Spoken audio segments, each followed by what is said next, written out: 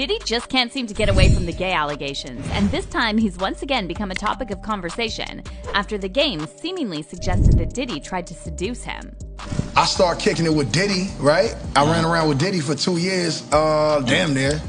And this Diddy, we never went to the studio one time. The game has been very vocal in the past about the rap industry being full of men who are on the DL. However, he never named any names. Until now. After the game appeared on Drink Champs and revealed how Diddy kept showering him with gifts for 2 whole years, many fans took this as yet another piece of evidence that those allegations about Diddy are true. So did the game really feel like Diddy was pressuring him to sleep with him? Let's break it down. Trying to pretend like he, loves girls and live the rap lifestyle, but really, he's a man fan. Rumors about Diddy being in the closet are nothing new, and multiple artists and industry insiders have dropped hints that Diddy might be on the DL, from Wendy Williams to 50 Cent. All the way back in 1998, Wendy implied on her radio show that Diddy was either gay or bi, and it was later rumored that Diddy got Wendy fired because of this. There was a radio personality once upon a time, her name was Wendy Williams, and she was practically burned at the stake for talking about such. As for 50 Cent, he's been trolling Diddy over the gay rumors for years, and he even claimed that Diddy once offered to take him shopping. So when we gonna get the chance to, to kick it, like we could just hang out? We gotta kick it. This is possible. Okay. You're telling me we gotta kick it, and he's like, yo, why don't we go shopping or something? I mean, I paid for it. And I was like, what this just say?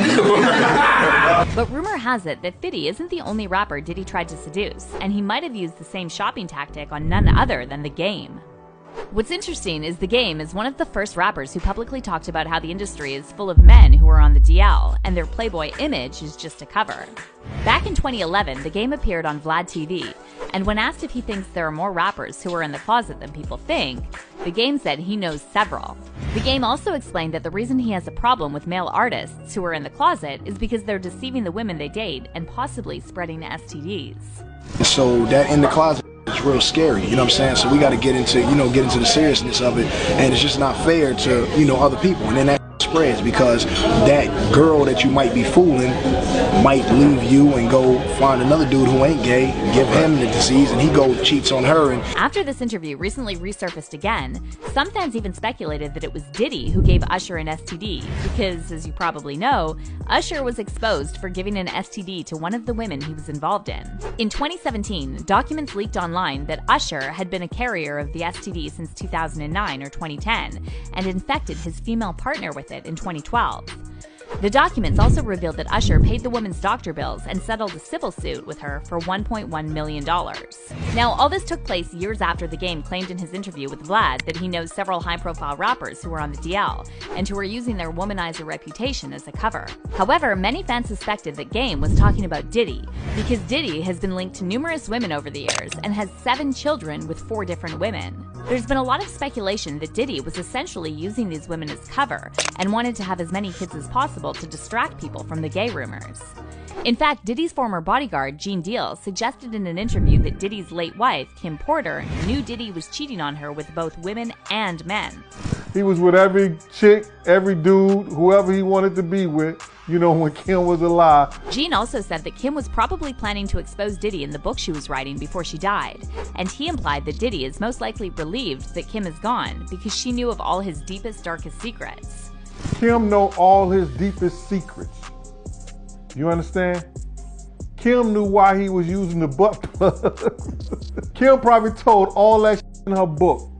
You understand? That up and got missing. Now, going back to what The Game said in his interview with Vlad, when he was asked if he previously worked with a gay rapper without realizing it, Game said he definitely worked with someone who was trying very hard to hide his sexuality by getting involved with a lot of women.